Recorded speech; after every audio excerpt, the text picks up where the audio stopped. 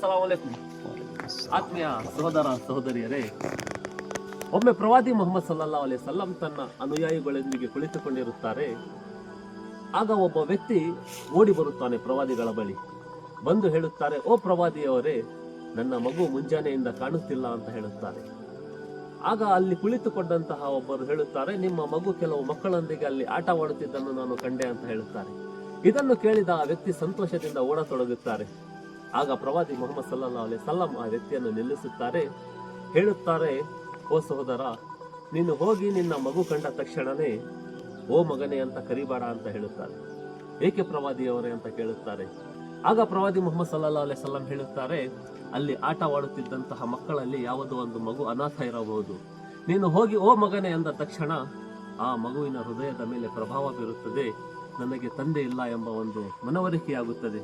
ಆದ್ದರಿಂದ ನಿನ್ನ ಮಗನ ಹೆಸರಿಟ್ಟು ಕರಿ ಅಂತ ಹೇಳುತ್ತಾರೆ. ಮುಂದುವರಿಯುತ್ತಾ ಪ್ರವಾದಿಗಳು ಹೇಳುತ್ತಾರೆ, ಅನಾಥ ಮಕ್ಕಳ ಮುಂದೆ ನಿಮ್ಮ ಸ್ವಂತ ಮಕ್ಕಳನ್ನು ಸಹ ನೀವು ಮುದ್ದಾಡಬೇಡಿರಿ ಅಂತ ಹೇಳುತ್ತಾರೆ. ಅನಾಥ ಮಕ್ಕಳ ಮುಂದೆ ನಿಮ್ಮ ಸ್ವಂತ ಮಕ್ಕಳನ್ನು ಸಹ ನೀವು ಮುದ್ದಾಡಬೇಡಿರಿ. ಆ ಅನಾಥ ಮಕ್ಕಳ ತಲೆಯನ್ನು ಸವರಿಸಿರಿ, ಅವರಿಗೆ ಸಾಕಿರಿ, ಸಲಹಿಸಿರಿ, ಬೆಳೆಸಿರಿ. ನೀವು ಅನಾಥರನ್ನು ಸಾಕಿ ಸಲಹಿಸಿ ಬೆಳೆಸಿದರೆ ನಿಮ್ಮನ್ನು ಸೃಷ್ಟಿ ಮಾಡಿದ ಏಕೈಕ ಸೃಷ್ಟಿಕರ್ತನು ನಿಮ್ಮಿಂದ ಸಂತೋಷಗೊಳ್ಳುತ್ತಾನೆ ಅಂತ ಹೇಳುತ್ತಾರೆ. ಬನ್ನಿ ನಾವೆಲ್ಲರೂ ಸೇರಿ ಅನಾಥರ ಒಂದು ಪಾಲನ್ನು ಮರೆಯುವುದು ಬೇಡ, ಅವರಿಗೆ ಸಾಕೋಣ, ಸಹಿಸೋಣ, ಅವರೊಂದಿಗೆ ನಯ ವಿನಯದಿಂದ ನಾವು ಮಾತಾಡೋಣ ಎಂದು ಹೇಳಿ ನನ್ನ ಮಾತನ್ನು ಮುಗಿಸುತ್ತೇನೆ. ಅಸ್ಸಲಾಮು ಅಲೈಕುಂ.